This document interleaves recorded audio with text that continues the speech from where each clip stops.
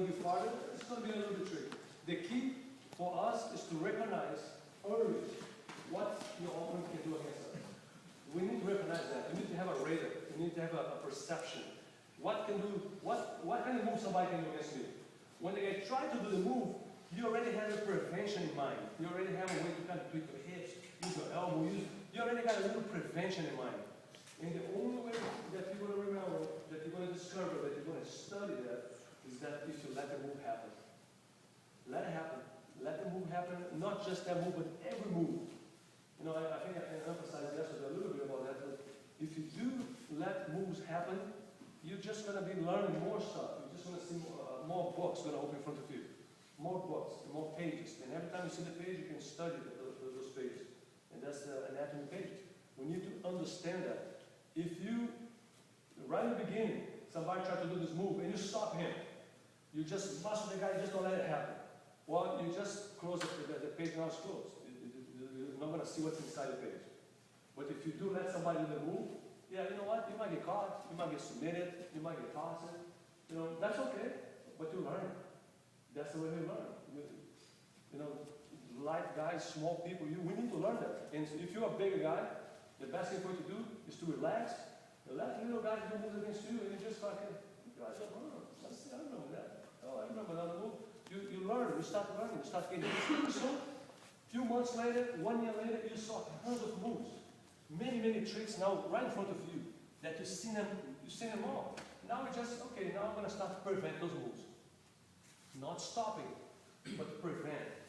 So when somebody do the move against you, you do a move against them. You don't. It's not that somebody do a move against you and you hold him. That's not good.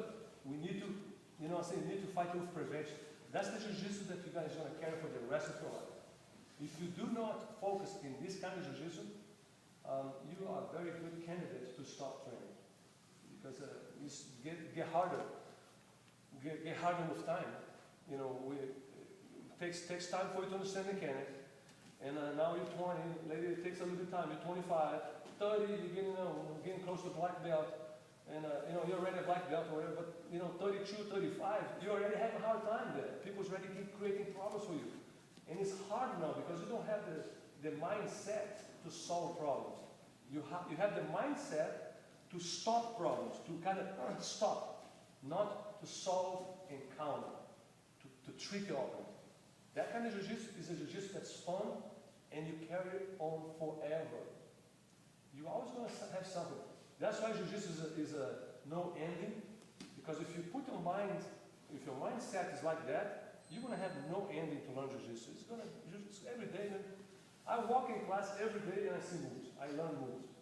Sometimes moves that I even forgot about, right? The moves that I remember this. And another good thing about, just to give a little trick for you guys to remember jiu-jitsu, every time you guys learn a new move, or you feel a new position, or you feel a new little trick, a new tweak in the hips, you should think about, number one, which school that we are. Like, you're in this school here. So I remember this school here has black mats, got a red mats, got a blue mats, got a mirror, and I remember who the guy was, and I remember where I was. I was right in the corner in that school in a black mat, because this helps you to associate the move that you just learned with the location. And when you want to remember the move, sometimes you bring the location, and you remember the move. That makes sense? I learned this when I used to work in stock market. It's numbers that we have to do all the time, and you think, like, man, how can we remember all those numbers? We got so many. We got 20 orders that you have to fulfill. Every order for different numbers. And what do?